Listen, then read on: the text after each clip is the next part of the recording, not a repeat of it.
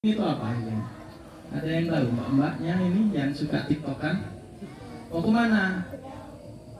Posisinya lagi mau OTW ke alun-alun. Tapi jawabannya kemana mbak? Lagi mau healing Ustaz.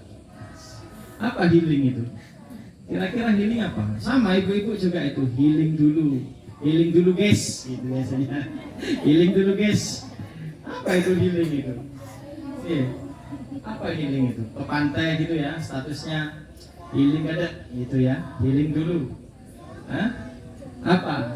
Ini penting, judul ini penting dan ini kita taruh di awal supaya kita bisa merasakan keberkahan di bulan Ramadan. Jadi self healing itu kalau dari bahasa Arabnya itu rihlatun nafs. Rihlatun nafs. Rihlatun nafs itu adalah artinya bermakna syifa'un nafsi. Syifa'un nafsi. Jadi self healing itu adalah proses penyembuhan diri. Jadi self healing adalah penyembuhan di diri. Loh, kan kita sehat Ustadz. Ngapain kita disembuhkan? Ini. Bu, Bapak, Ibu, penyakit itu tidak hanya dilihat dari fisiknya. Karena kecenderungan bahkan banyaknya penyakit yang ada itu timbul dari masalah psikis, kejiwaan, mental maupun penyakit yang timbul dari dalam. Oh iya benar. Benar. Dia secara fisik sehat. Tapi mohon maaf, dia tidak mau beribadah kepada Allah. Dia tidak mau bersyukur kepada Allah. Nah ini justru ini tidak sehat. Maka perlunya self healing, perlunya penyembuhan diri untuk mengobati penyakit yang ada di fisik jasad kita maupun yang ada di dalam tubuh kita, terutama penyakit jiwa, terutama penyakit pengendalian mental. Ini penting. Contoh kasus ya, baru-baru ini terjadi pembunuhan. Jadi ada orang itu pinjam uang, Bu. Pinjol gitu ya, katakanlah pinjol di daerah Jawa Barat. Pinjol. Nah, begitu ditagih, yang minjemi itu malah kena marah. Ya, minjem uang tapi yang minjemi itu malah kena marah. Nah, secara kesehatan jiwa, kesehatan mental, orang ini bermasalah atau tidak, Bu? Jenengan minjem uang, tapi ketika ditagih jenengan marah. Yang salah siapa, Bu? Yang minjemi ya? Salahnya minjemi. Saya tidak niat nyaur dari awal.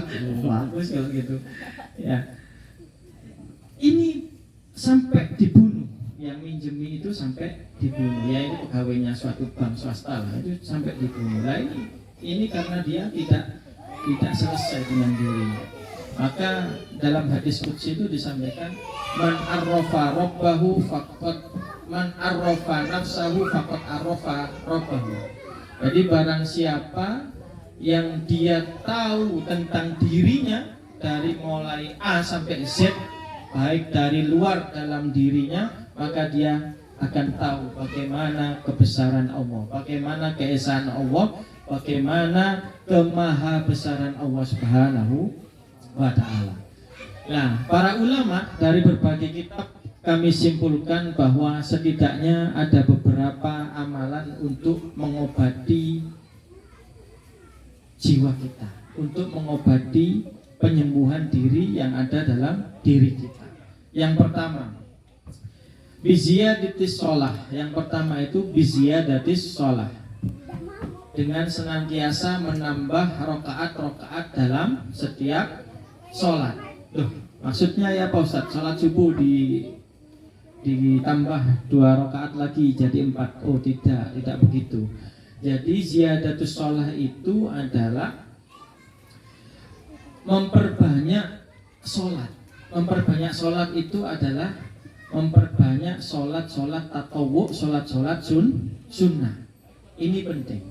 Jadi kita di bulan Ramadan ini jika ingin sembuh diri kita, penyembuhan diri, baik mental, fisik maupun ibadah kita, spiritual kita yang kadang naik turun iman kita, maka harus memperbanyak sholat, terutama sholat sunnah yang setelah kita lakukan sholat fardu. Coba, kita sudah pernah belajar di dalam sekolah maupun banyaklah ustadz-ustadz yang menyampaikan sholat sunnah itu apa saja. Ada yang tahu sholat sunnah itu apa saja?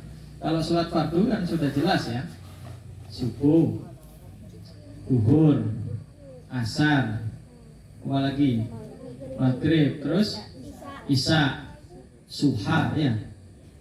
Kan sering kamu sholat suha, subuh dan duha jam 6 pagi. Perpaduan, malaikatnya bingung mau nyatet ini sholat subuh apa sholat duha. Ditulis sholat subuh sudah jam 6, ditulis sholat duha belum sholat subuh. Jangan buat pusing malaikat ya, bingung malaikatnya. Suha, enggak ada sholat suha. Ya itu 5 aja. Apa aja mbak yang kamu ketahui? Ibu-ibu apa saja? Sholat sunnah itu apa saja? Tahajud, witir, qobliyah, subuh. Apalagi bu? Duha. Apalagi? Taraweh. Apalagi bu? Banyak sekali. Kalau di kitab ini ada berapa ini? Ada 12. Ini kan menyebutkan 4. Ini ketahuan kalau saking seringnya. Sholat tobat. Terus bu? Apalagi? Istiqoroh. Apalagi? Hajat. Terus? Yang laki-laki, halo, kayaknya lagi puasa ini, ya. Sholat Idul Fitri, sholat sunnah ini.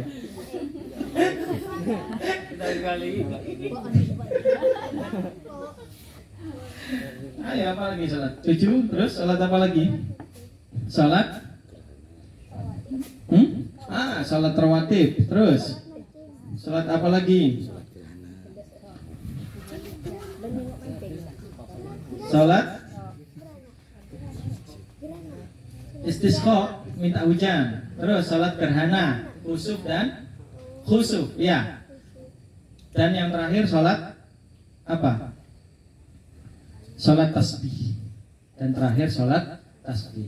Jadi sholat ini bu, itu di bulan Ramadan khususnya yang nyata, yang kelihatan. Kalau gerhana kan kadang ada, kadang tidak ada di bulan Ramadan. Kadang juga pas bertepatan dengan gerhana bulan, gerhana matahari, ya kita sholat. Sunnahnya disunahkan untuk sholat. Nah, sholat ini saya ambil beberapa contoh saja keutamaannya. Ini baik untuk menumbuhkan penyembuhan diri kita. Contoh, kalau dalilnya itu di surat Al-Ankabut. Kata Allah Subhanahu wa taala, "Utlu ma uhiya ilaika minal kitabi wa aqimis shalah."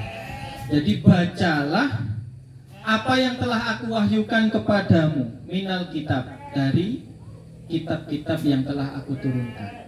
Ya alhamdulillah, di bulan Ramadan ini adalah Syahrul Quran. Sama saja disebut Syahrul Quran. Bulannya Al-Quran.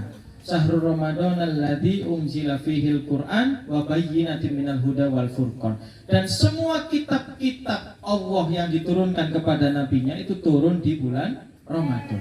Jadi sangat istimewa sekali bulan Ramadan. Kitab Zabur, kitab Taurat, kitab Injil, jenengan bisa cek. Itu turunnya semuanya di bulan Ramadan atau saat umatnya nabi-nabi terdahulu dianjurkan, disyariatkan untuk melakukan puasa. Kalau di bulan kita, bulan Hijriah itu disebut bulan Ramadan. Wa aqimis shalah, kata Allah, dan dirikanlah sholat. Kenapa kok harus dirikan sholat, Ustaz? Karena innas sholata tanha anil fahsya'i wal munkar. Sesungguhnya sholat itu mencegah dari perbuatan keji dan munkar. Wala dzikrullahi akbar, dan kemudian kita diarahkan untuk mengingat Allah yang maha besar, kata Allah. Wallahu ya'lamu ma tasna'un.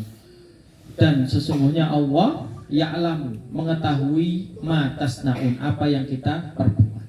Oh, ini penting. Karena sholat itu nanti akan jadi saksi kita dan akan dihisab pertama kali di hadapan Allah Subhanahu wa taala. Awwalu ma yuhasabu bihil 'abdu yaumal qiyamah hiya as-shalah. Itu sholat kita. Dan semua akan menjadi saksi. Coba di surat Yasin, anak-anak yang hafal ini.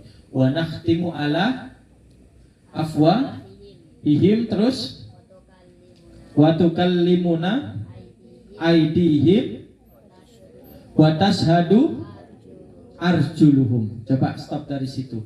Wa nakhtimu ala afwahihim. Ketika nanti kita sudah berada di padang mahsyar, itu kita akan ditampilkan CCTV terbaik. Kita ngapain aja selama di dunia itu pasti ketahuan. Ya, pasti ketahuan. Misalnya mbak-mbak ini lewat di asrama tahfidz di pinggir sungai itu, kok ada buah alpukat yang menarik ini. Kayaknya kok mau jatuh. Ini kalau jatuh eman, busuk, dimakan semut. Gimana ini?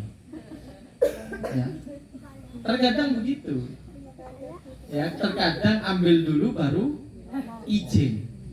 Munlah apa dong? Kalau ketahuan baru izin. Kalau tidak ketahuan, tidak izin. Ya, mau ditemu izin. Mengaran kok cong, mau bilang ke sampean coba. Biasanya begitu, tapi bukan orang sini, bukan orang jauh sana. Kalau di sini insya Allah enggak. Ya, semuanya apa namanya? Gimana tadi? Surat Yasin tadi? Walau Ustaz. Al-yauma al-yauma gimana? Gimana Ustaz? Yauma nakhtimu. Yauma nakhtimu ala afwahihim wa tukallimuna aydihim. Maka tangan-tangan kita itu yang akan berbicara.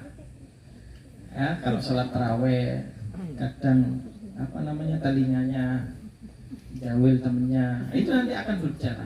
Ya Allah, tanganku ini senantiasa dipakai untuk sholat ya Allah, tapi di pertengahan sholat tanganku tiba-tiba menginginkan telinga temanku. Itu nanti akan ngomong, Mas, jangan dikira Allah nggak tahu, pasti tahu itu, pasti tahu. Tiba-tiba beli mercon, sandalnya temennya dikasih mercon bawahnya. Siapa ini yang suka merconan ini? Ya, ini setiap hari merconan anak-anak ini Bu kalau ngaji Bu. Ya, kadang temennya lewat dilempari mercon. Nah, ini kan tangannya mercon. Wah. Ya, kemudian arjuluhum, kakinya ini akan jadi saksi, akan membenarkan. Oh iya benar itu, benar. Benar memang tangannya Mas Dinil itu suka apa namanya? Nyumet mercon. Nah, itu suka mercon itu. Jadi hati-hati ya, hati-hati. Jadi kita diarahkan untuk sholat karena sholat itu mencegah dari perbuatan keji dan mungkar. Mungkar itu ingkar kepada Allah. Ingkar itu artinya tidak melaksanakan perintah, selalu mendekat kepada larangan Allah malahan. Itu ingkar. Nah, sholat sunnah fi Ramadan itu banyak keutamaannya. Rasulullah SAW bersabda, man qoma Ramadana imanan wahtisaban ghufira lahu ma taqaddama min dambi. Jadi barang siapa yang senantiasa berdiri untuk menegakkan sholat sunnah di bulan Ramadan, maka ketika dia ikhlas, ketika dia mengharapkan pengharapan dari Allah, maka baginya ghufira lahu ma taqaddama min dambi. Maka akan diampuni dosa-dosanya, dosa-dosa yang sebelumnya, yang pernah ia lakukan. Nah, macam-macam sholat di sini disebutkan ada sholat rawatib. Sholat rawatib itu apa? Sholatun qabla au ba'dal faridah. Sholat yang dilakukan sebelum atau sesudah sholat fardu. Ayo, ada yang tahu berapa jumlah sholat rawatib? 12. Apa saja Mbak? Pintar ini Mbak. Qobliyah subuh, Qobliyah duhur. Berapa Qobliyah duhur? Benar? Ada yang bilang 2, ada yang bilang 4. Oke, benar. Terus Ba'diyah duhur, Qobliyah asar, Ba'diyah maghrib, 14 dong. Gimana? Oke, sholat rawatib itu ada 12. Ada yang bilang 10. Ada yang bilang 10 kok. Jadi sholat rawatib itu sholat yang dilakukan sebelum sholat fardu atau sesudah sholat fardu. 2 sebelum subuh.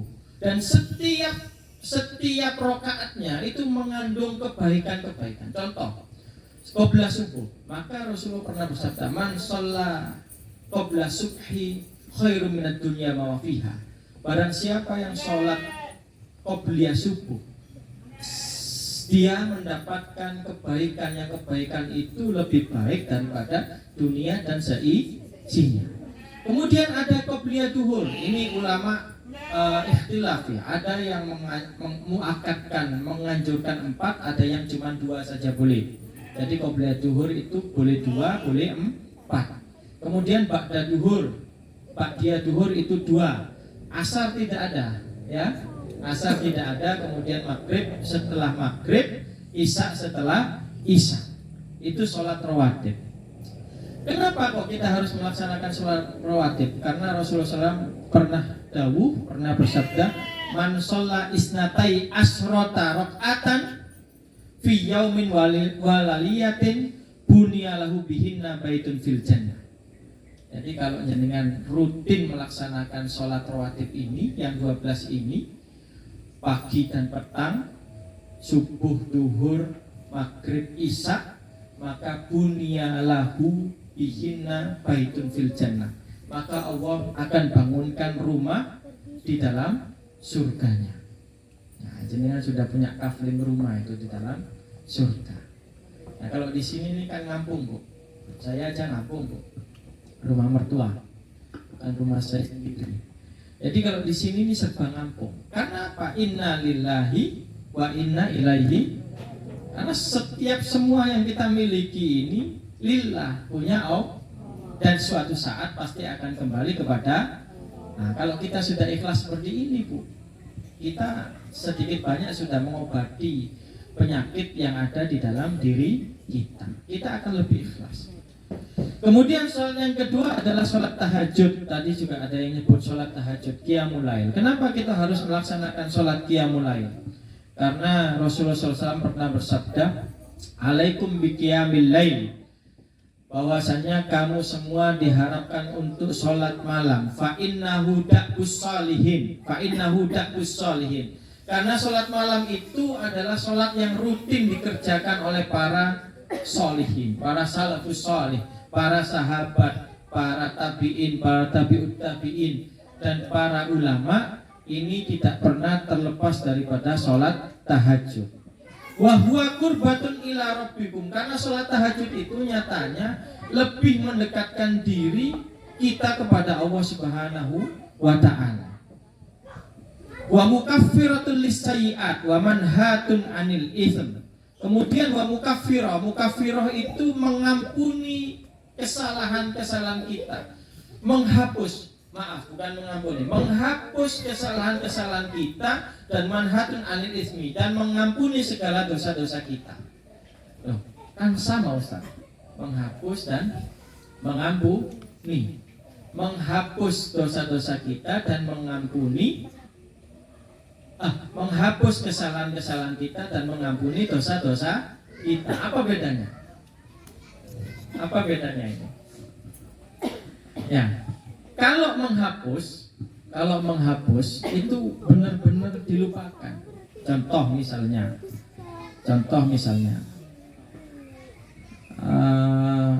Mas Dinil, Mas Gibran deh, jangan Mas Dinil, nanti marah-marah puasanya batal.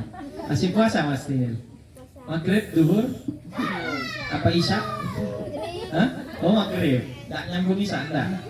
Mas Gibran misalnya, pernah ketahuan Ustadz Anang ambil duren misalnya. Nah, Ustadz Anang kan jualan duren. Pernah ketahuan ambil, ini misalnya Mas Enak untuk bilang minta. Kemudian Ustadz Anang tahu, marah. Mas Gibran minta maaf. Maaf Ustadz, saya sengaja, tidak sengaja Ustadz. Sengajanya itu karena enak durian itu, tidak sengajanya. Ya karena saya tidak izin Ustaz. Mohon dimaafkan Ustaz ya. Ustaz Anan memaafkan. Nah itu mengampuni, Ustaz Anan itu mengampuni.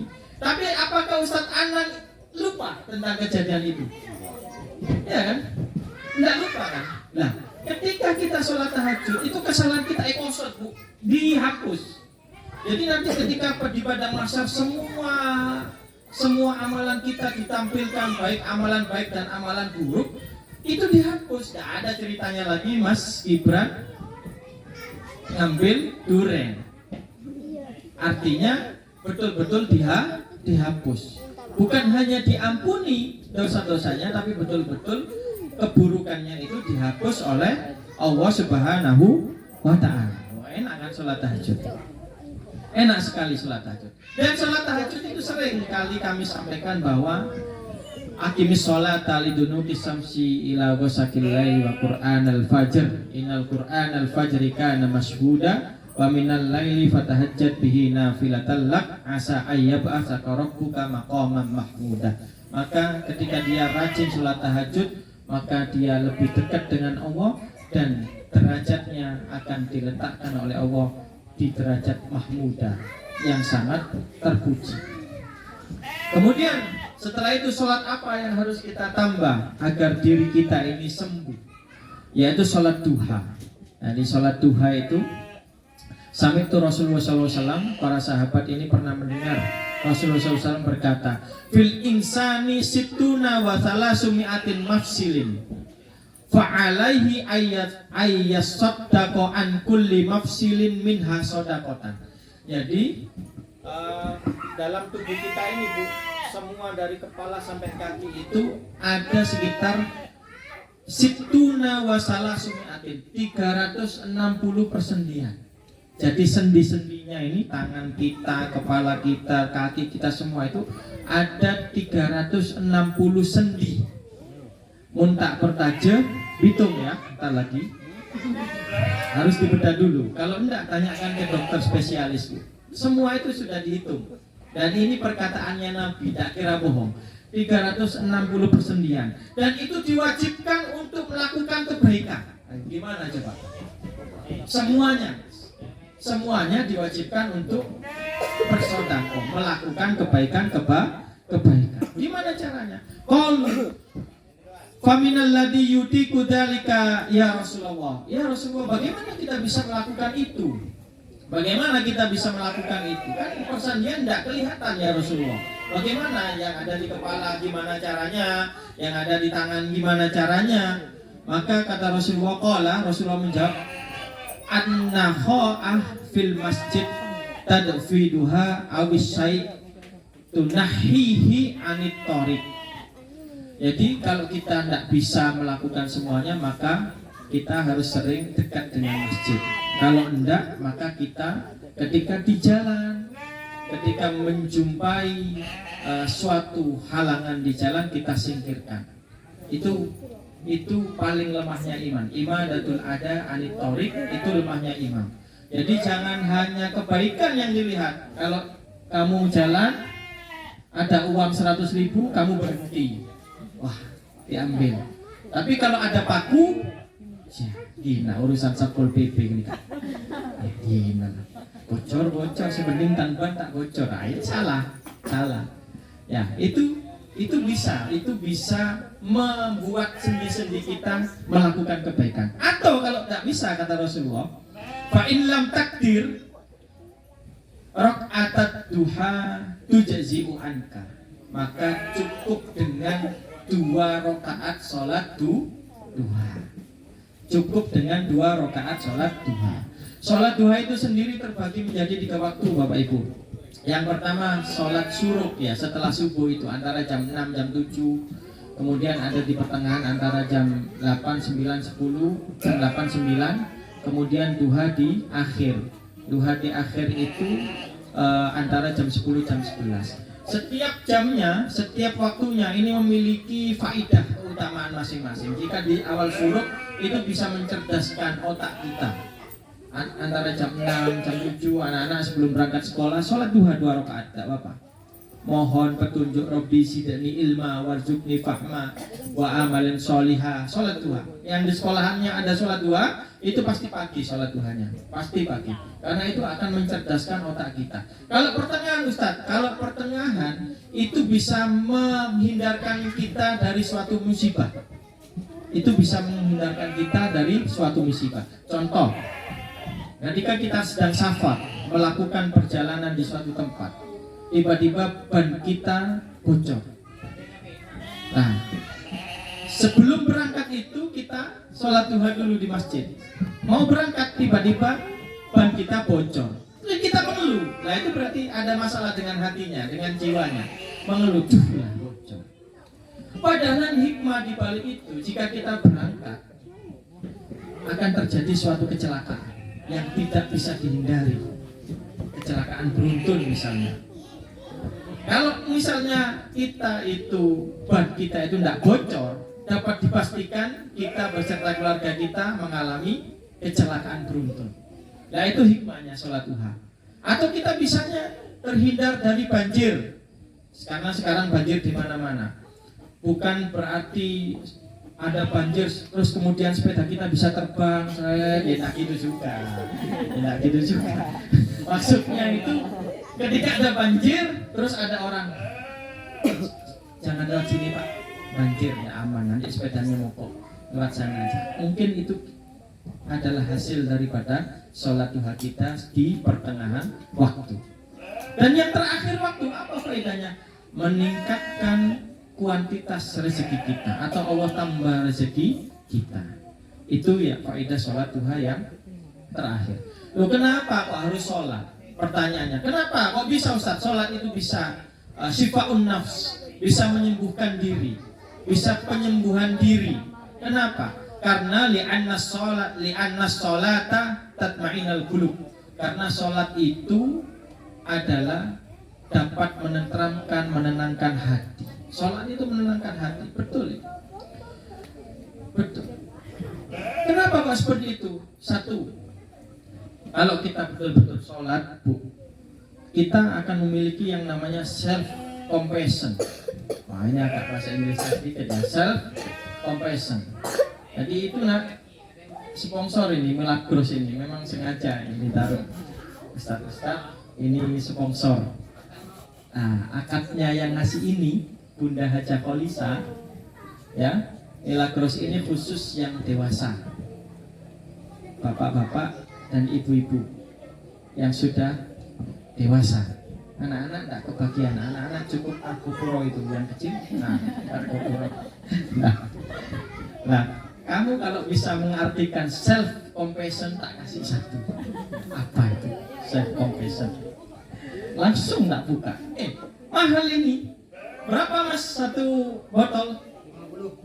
50 sekarang ya. Nah, Pak Ripin bilang 51. Ini isinya 12 kali 50 berapa? 600.000 kali 4 2 juta, kambing satu sudah. Nah, jadi sholat itu ada 5 keutamaan sholat. Kalau tadi itu kita sebutkan macam-macam sholat, ada sholat duha, sholat tahajud, sholat yang lain. Sebagian saja karena waktunya tidak nutut. Kalau kita bedah ini bisa 2 jam 3 jam. Nanti kita ngaji lagi. Maka keutamaan sholat ini untuk menyembuhkan self healing tadi, penyembuhan diri itu setidaknya ada 5. Self compassion, self management, forgiveness, kemudian ada positive talk, dan yang terakhir ada gratitude. Nah, salah satu aja mungkin bisa yang mengartikan yang sudah pernah ikut les IF ya di Jember sana, dikasih 50.000 ini.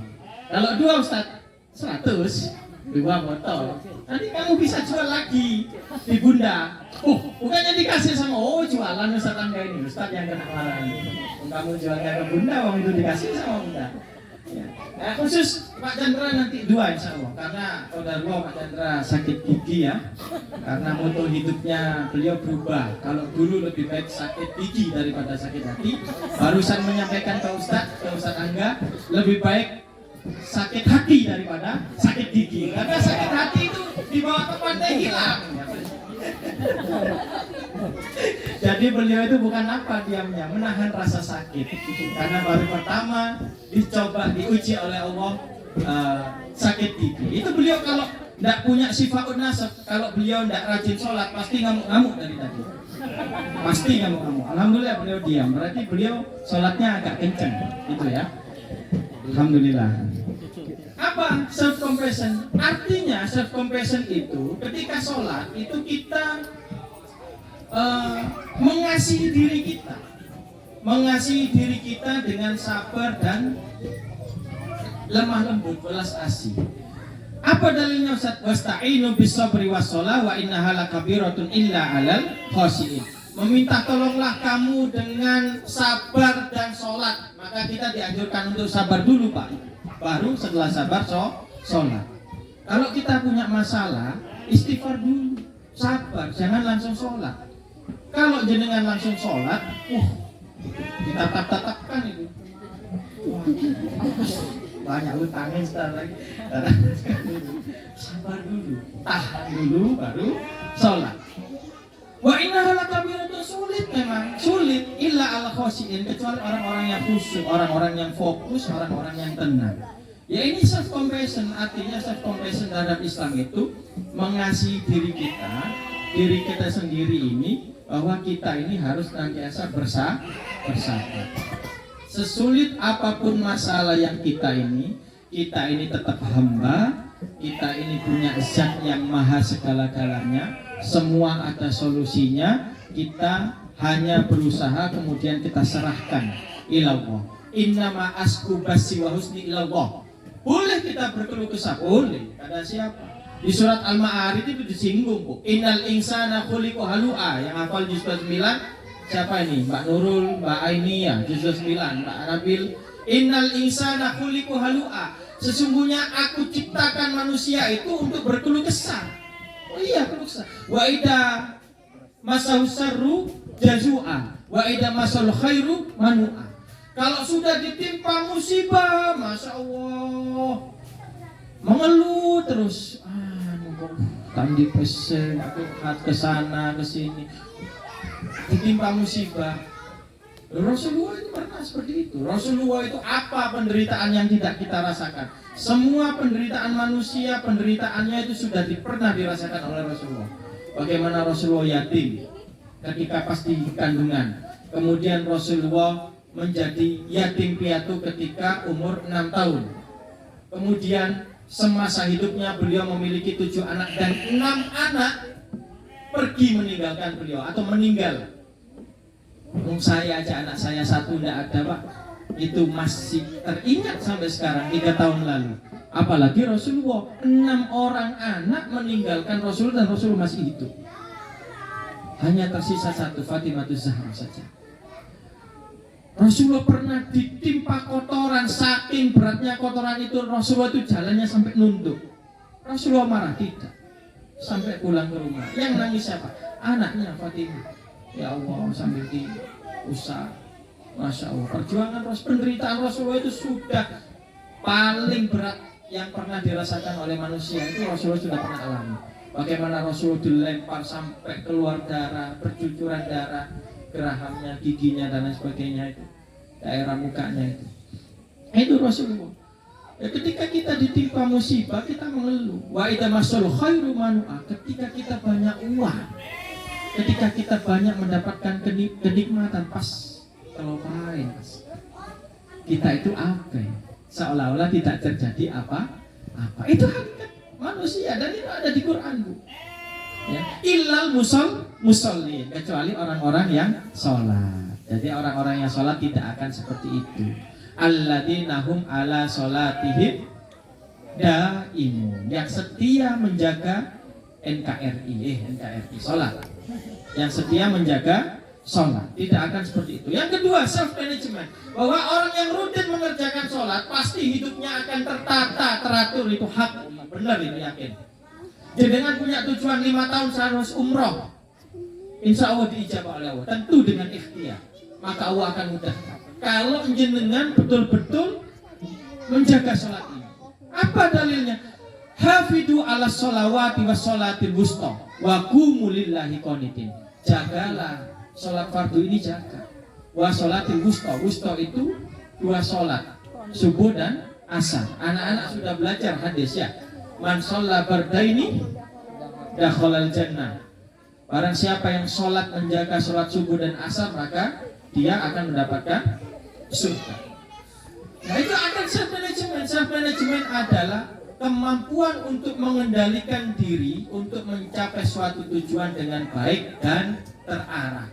Tentu melalui petunjuk Allah dan ikut arahan Rasulullah. Tidak boleh seenaknya sendiri, apalagi dalam masalah ibadah. Ya, ya Mas ya. Tidak boleh kalau masalah ibadah itu harus dengan ittiba'ur Rasul, petunjuk daripada Nabi Muhammad SAW. Kemudian sholat itu juga akan menjadikan manusia ini pemaaf. Nah, ini yang sulit kita lakukan. Forgiveness itu pemaaf sekali.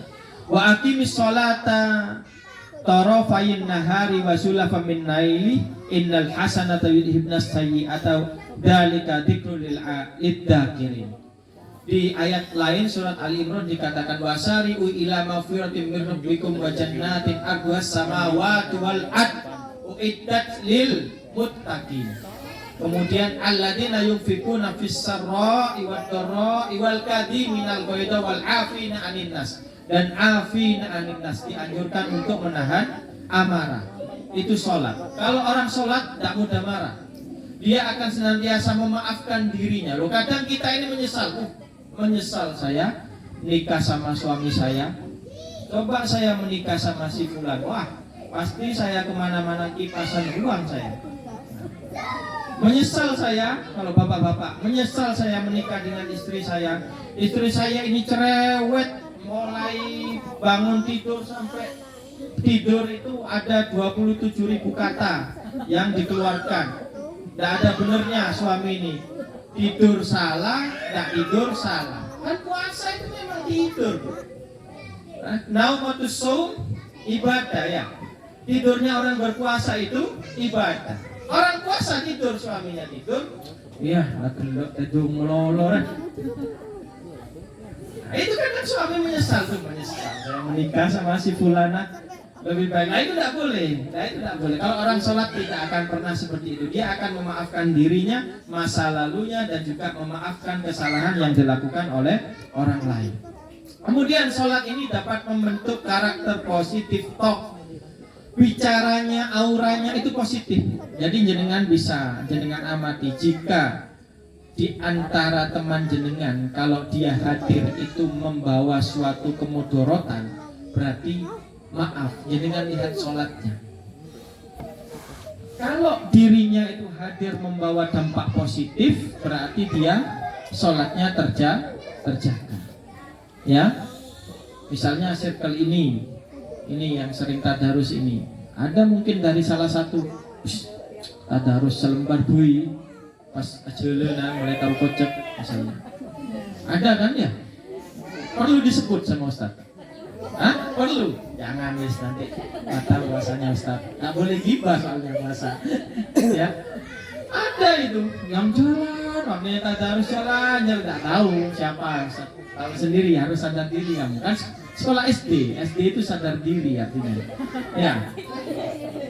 Sadar diri. Kemudian ada selanjutnya terapi gratitude. Sholat itu akan menumbuhkan rasa kesyukuran kita. Ya kan, illal musallin alladzina hum ala sholatihim daim. Yang tadi itu akan menumbuhkan kesyukuran kita. Maka ayat selanjutnya walladzina hum fi amwalihim haqqum ma'lum.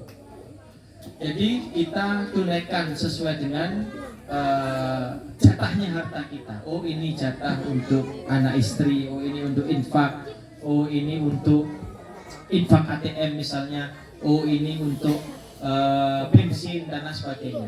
Itu kita petakan dan itu akan membentuk rasa syukur kita. Yang kedua Bapak Ibu, karena waktunya juga mepet, ada qiraatul Quran. Jadi penyembuhan diri, proses penyembuhan diri itu harus senantiasa kita membaca Al-Quran. Coba yang sudah khatam 1 juz Bapak Ibu, dari mulai awal puasa sampai sekarang, angkat tangan. Yang murni loh ya, bukan tadarus kampung di masjid. Kalau di masjid sini rumah sudah 2 kali khatam 3 hari. Yang ngaji sendiri sudah khatam 1 juz, angkat tangan. Masya Allah, alhamdulillah. Ada 2 orang. Nah ini nanti dapat milagros satu-satu mas. Satu-satu loh ya, jangan 2. Ya, alhamdulillah. Karena kenapa? Iqra'ul Qur'ana fa innahu ya'ti yaumil qiyamati syafi'an li ashabi. Quran itu kalau kita berteman, kita menjadikan sahabat dalam Al-Quran, itu akan menjadi syafaat penolong kita di yaumil qiyamah. Dan juga keutamaannya luar biasa. Man qara'a harfan min kitabillah walahu bi asri amsalihah. Ya. Walaisa alif lam mim harfun walakin alifun harfun wa lamun harfun wa mimun harfun. Jadi ketika kita baca alif lam mim saja, kalau satu hurufnya alif 10, lam 10, mim 10, maka kita dapat 30 kebaikan. Nah, apalagi kita membaca 30 juz. Dengan Quran juga, inna waha yarfa'u bihadal kitab aqwaman wa yad'u bihi akharin. Al-Quran itu bisa mengangkat derajat suatu kaum, dan juga bisa ketika suatu kaum itu tidak taat, tidak rujuk kepada Al-Quran, tidak berpedoman kepada Al-Quran, maka dia sangat bisa untuk menjatuhkan kaum tersebut. Itu kata Rasulullah melalui hadisnya. Jadi jangan lihat aja komunitas-komunitas yang berlandaskan kepada Al-Quran, yang taat kepada Allah, itu pasti akan dijaga, pasti akan makmur, pasti akan sejahtera. Tapi sebaliknya, kalau suatu komunitas itu dia tidak tidak berlandaskan Al-Quran dan Sunnah, artinya banyak bermaksiat, banyak melakukan hal-hal yang tidak terpuji, banyak melakukan hal-hal yang tidak bermanfaat, tidak akan dijaga oleh Allah. Komunitas itu, apapun, lembaga, sekolahan, apapun, pokoknya suatu perkumpulan yang tidak berlandaskan dengan Al-Quran, maka hancur, pasti hancur. Nah, kenapa kok dengan Al-Quran? Karena ada 2. Quran itu memiliki 2 penyembuhan diri. 1, syifaun, obat. Yang kedua adalah sakinah. Quran itu bisa menenteramkan hati kita. Yang pertama, syifaun. Apa dalilnya? Wa nunazzilu minal Qur'ani ma huwa syifaa'u wa rahmatul lil mu'minin. Surat Al-Fussilat ayat 44 dikatakan, dan kami turunkan dari Al-Quran itu ma huwa syifaa'un, sebagai obat, wa rahmatul lil mu'minin, dan juga rahmat untuk orang-orang yang beriman. Yang kedua adalah sakinah. Sakinah, kenapa kok sakinah? Kenapa kok kita dengan membaca Quran tenang?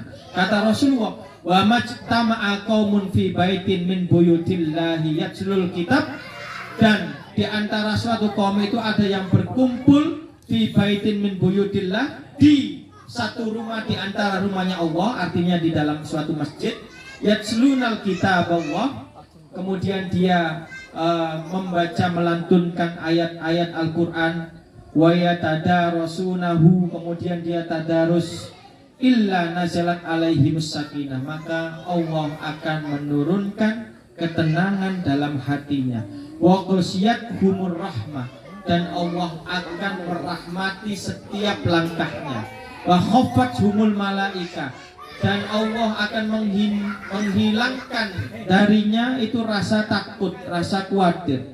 Wa dzikrullahi fiman indah. Kemudian dia akan selalu berzikir kepada Allah Subhanahu wa taala. Dan yang terakhir, amalan-amalan supaya kita bisa menyembuhkan diri, penyembuhan diri adalah dengan sedekah, dengan sedekah. Kenapa dengan sedekah? 1, tazkiyatul mal. Sedekah itu sebagai sarana untuk membersihkan harta. Kemudian ziyadatul khair, bertambah keberkahan. Kemudian ada taqarrub ilallah. Kalau kita rajin bersedekah, itu semakin menambah kedekatan kita dengan Allah. Kemudian terakhir tentunya sakinatul qalb, bisa menenteramkan hati kita. Dalilnya apa? Karena Rasulullah SAW ajwadun nas. Rasulullah itu adalah orang yang paling dermawan Rasulullah itu. Jangankan Rasulullah, Mantunya saja, mantunya. Ada mantunya Rasul yang bernama Ali bin Abi Thalib. Ali itu Bu pernah menahan lapar sampai berhari-hari, tidak makan. Kemudian karena tidak ada makanan, dia diambilkan oleh istrinya Fatimah Zahra itu sebuah kain. Wahai suamiku, jual kain ini, dijual kain ini, jual ke pasar. Akhirnya Ali bin Abi Thalib ini ke pasar.